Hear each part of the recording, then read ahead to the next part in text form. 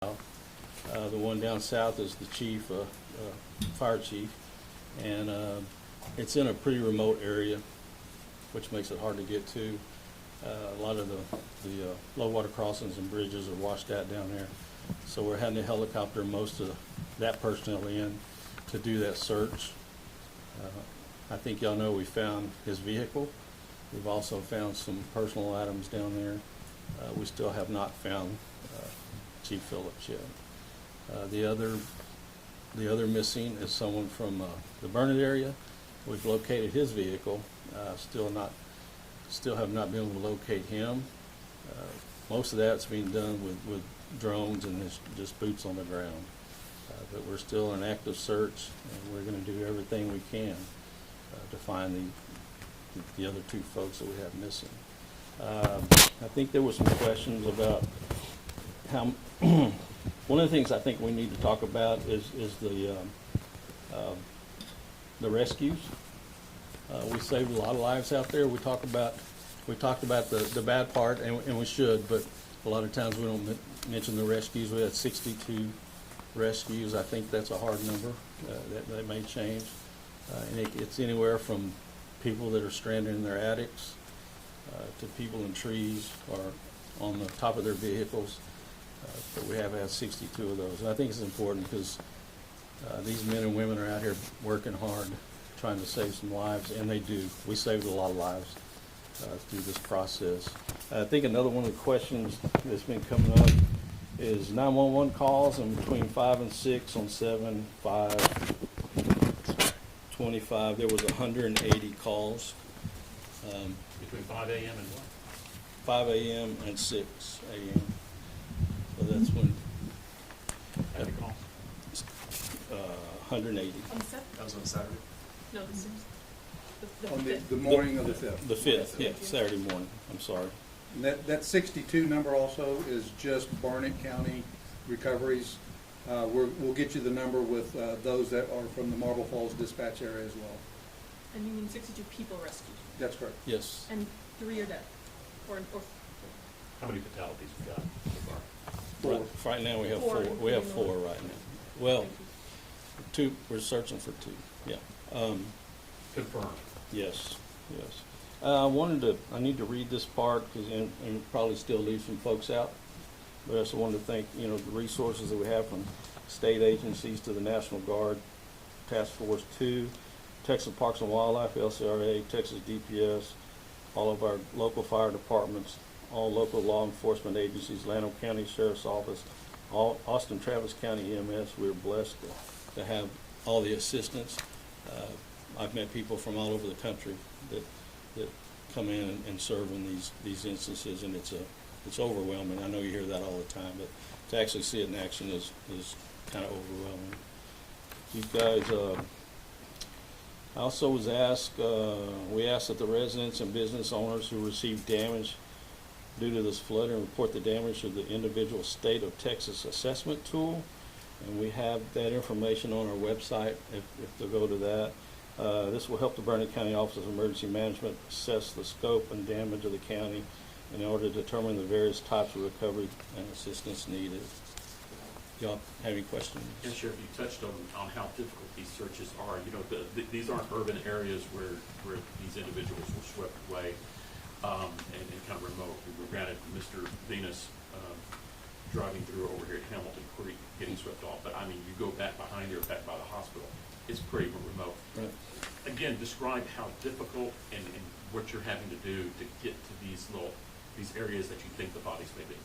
Yeah, this is difficult. It's a hill country, and plus with all the debris that the flood brought downstream, we're having to helicopter a lot of these people in, and with the humidity and the heat, it doesn't take long for these folks to get wore out, and so we're having to shuffle people in, every couple of hours down there. How long will this continue? I would love to wrap it up today, but it just depends on how long it takes us to find these. I guess my these question is, individuals. are you committed to finding these people? Yes, we're committed to finding these folks. We want to find them. Sheriff, how did the rain this morning impact the search today? We had to keep some people out of some low-lying areas just kind of as a precaution. Ended up not really causing any problem, but we didn't want to take a chance with any of our folks that are out there working hard. So any of the low-lying areas, we kept them out of those areas. Chief, we're coming on the heels of this really big fire last week at this tire facilities. It was an all-call, all hands on deck, I believe is the way the chief Yes, sir. phrased it during that news conference then. In having to respond that way with so many units and all that, do you think that helped the quick response that we had over the weekend? The teams were already spun up? Well, possibly. I think, all of our agencies work well together. And, being in the hill country now, we're growing. We're quickly becoming a large county instead of a small one, but we all have to work together out here anytime we have a large, accident or something like that. So I think everybody's used to working together and just falling in. Sheriff, does the search change at all as the days continue searching for the missing people? How do you guys change tactics, change where you're looking? How has it kind of shifted from, Saturday morning till today? It hasn't changed a lot. We've kind of had to do it the same way every day. We're having to helicopter people in. I think some of the low water crossings are getting repaired now, so we might be able to get vehicles into some of these, and so that'll change a little bit. We've used some of the large trucks to get some folks in, but really the search hasn't changed much. And there's a potential for it to change in the next couple of days with the terrain, how drenched it is. We can't get horses in now. We can't get ATVs in now, but we will be able to get those in within the next couple of days if we quit getting the rain. You asked also about the rain this morning. It was in a different area. It was in Naruna. We took some flooded or closed roadways off of our map and had to put them back. Had to put new road closures on the map because of 3 inches of rain in Naruna. So it's constantly changing, but we're waiting. We've got ability to get horseback. We're searching now with dogs, with foot and drone and air is primarily the key. But those closures out of Naruna this morning didn't change any of our process up here. Your closures, I understand a lot of them, there's a lot of bridges with debris and stuff over there. Do you have any bridges that are just flat gone, that aren't going to be restored that quickly just by removing debris? We do. We have a couple of bridges that are destroyed. The Cow Creek one is going to be probably the most difficult because that's on FM 1431, and that's a main thoroughfare trying to get from here to Cedar Park to Austin. We also have one that's on which one was? Well, we got two on 243 north and south. Right. That the TxDOT is working on today. Yesterday they worked on they have one passable for emergency vehicles on 1174 and 1431. Yeah, I think 1174 is another one that's going to be a big problem for it. It carries a lot of traffic. Park Road 4 at US 281. It's not a bridge, but the road is washed out there, and that carries a lot of traffic for us. So, yes, sir. Sure. I believe you said one person's body was recovered today. What can you tell us about that person and where were they found? Yeah, we're not releasing any names at this point. At Travis County actually recovered that person. Is that our missing teenager? Yes. Yeah. That was at Cow Creek, but I think Travis County actually recovered that subject. Derek, can we grab you to up front real quick? Name, rank, or share number, who are you, sir? Derek Marcio, Burnet County Emergency Management Coordinator. Derek, some of these places are familiar problem spots. I came from the Hamilton Creek Manor residential area. Is it time for the county to rethink these hotspot locations? It's not the first time that area and that residential area back there. I know that Marble Falls, after the big rain bomb in '07, went and bought people out. Is it time to have that discussion once we're through with this event? Absolutely. So in the rebuilding process, the recovery process, there are ways that we can rebuild things better instead of waiting on the back end for different types of funding opportunities. So we are exploring those opportunities now. As we move forward and actually get these places completely recovered, we'll be, like I said, we will be making sure we're coming back into a better situation than we went into. What are the next steps moving forward for the county after sustaining all this damage? I mean, where do you guys go from here?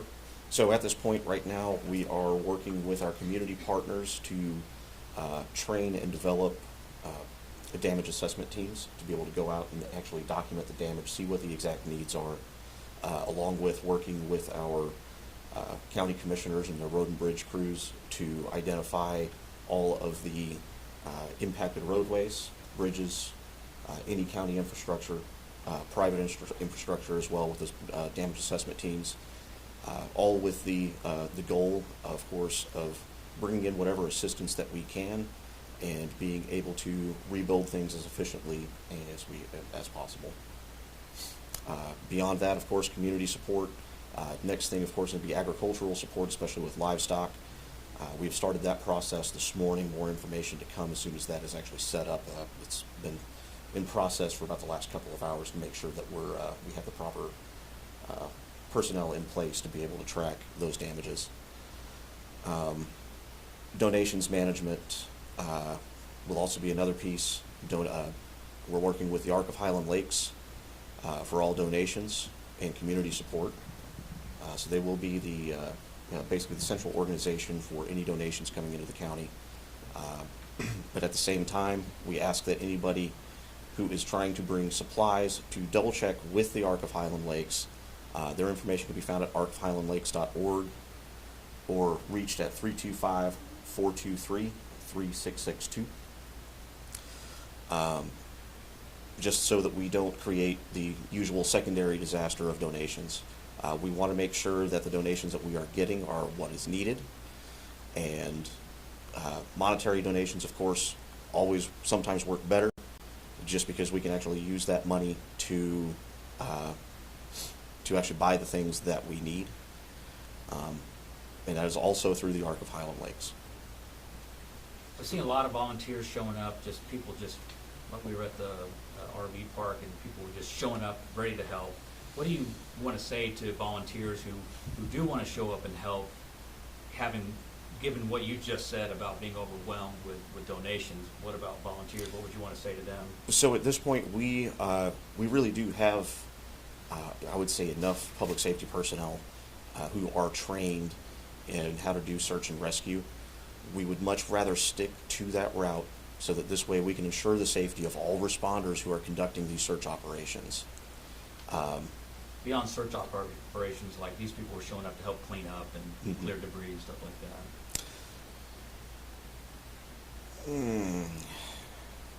At least when it comes to debris cleanup, I guess from that very specific area, realistically, try to leave this to the professionals. And if you are going to help with any sort of debris cleanup, make sure you're checking in with an organization like the Arc of Highland Lakes, who is putting together those types of teams. So for people watching this, it sounds like the Arc of Highland Lakes is, if they want to help, that's their That's going to be our central coordination point for community resources. When it comes to emergency alerts, I spoke to multiple people today. So the first thing they heard was people rapping on their doors, rapping on their windows saying, hey, your house is flooding.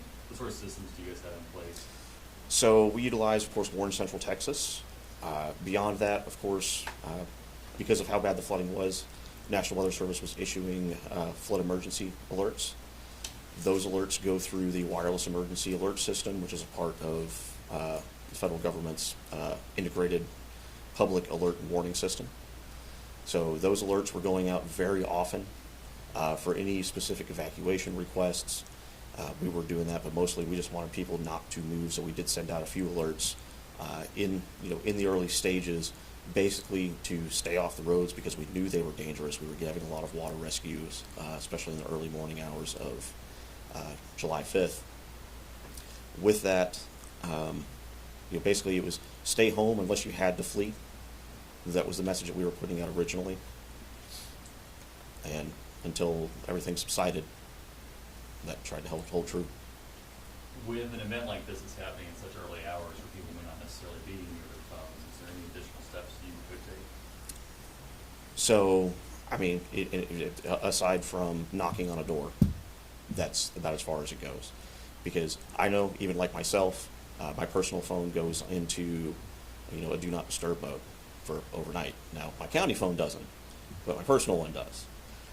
So the only advice that I would give, at least in the aftermath of this, is make sure that you have those wireless emergency alerts activated so that at least those can go through, because we can always request for alerts to be sent out through that venue as well. But a property buyout in these hotspots, just to confirm what I was asking earlier, that is a logical next step, just to get away from like Hamilton Creek. It's like, come on, this is over and over again. It's a definite option. Could you tell us more about the areas where we saw the most damage and how this compares to previous floods that you've seen? Like, have you had to do 62 rescues in any recent memory? Well, not in recent memory. Of course, last big flooding event would have been 2018. Sheriff would probably know more about that. I came on board in 2023, so I've read about it, but I don't have the details on hand. I unfortunately didn't have to live through that. However, that would be the most comparable event in recent memory. And where are the areas where you saw the most damage this time around? Can you be specific? So this time around, most of that damage has really been across the eastern portion of the county where the heaviest of rains fell. So basically here from city of Burnet on up into the Lake Victor area, on over into kind of east side of Bertram, all the way down 1171, or I'm sorry, 1174, down to 1431. Jeff, can I get you one more to wrap this thing up with these rescues? Sure. And how amazing, we're talking about 4 confirmed fatalities. It could increase by 2, maybe not. Right. But this could have been a lot worse if not for some of these rescues. Can you give me a couple of ideas of what these first responders did and what they found and how they saved these people? Right, yeah, so I was speaking of earlier is there was, I think, 62 rescues, and it was anywhere from people being in the attic of their homes to being on top of their houses or in trees or on top of their cars. And so a lot of times we skip over that. We don't talk about the rescues, and so this could have been a whole lot worse. Had we not had had those people out there risking their life trying to save lives. That it could have been a whole lot worse. I'd like to talk a little bit about the flood. The 2018 flood was mainly out of the river basin. The Llano River came down like more than this weekend. When we first were talking about this flood or this event, that's what we were talking about, was the Llano coming down. Now the people along the river are kind of used to these things, and they prepare for it, and they were prepared for it. But the separate event was all the rainfall, and in the hill country, a lot of these dry creeks that you see out there, they become raging rivers with water coming off the hills and all that. So it was kind of a combined. It was almost two separate events that they came together on this. So I think that's what made this bad. The river, Llano coming down, backed some water up into like Marble Falls and stuff like that, and then we added, the rainfall, the runoff from the rainfall, and it was kind of like a perfect storm. Just one last question. Could you talk about whether you believe this was preventable in any way on a personal level, on a collective level, and what steps the county will take to look into that? No, I certainly don't think it was preventable. I mean, we had The death, not the weather. yeah, I can't control that. So I don't think it's preventable. And like I was speaking, and anybody who's been in hill country very long knows that we get water running through these canyons and stuff, and it's just like raging rivers. So I don't know.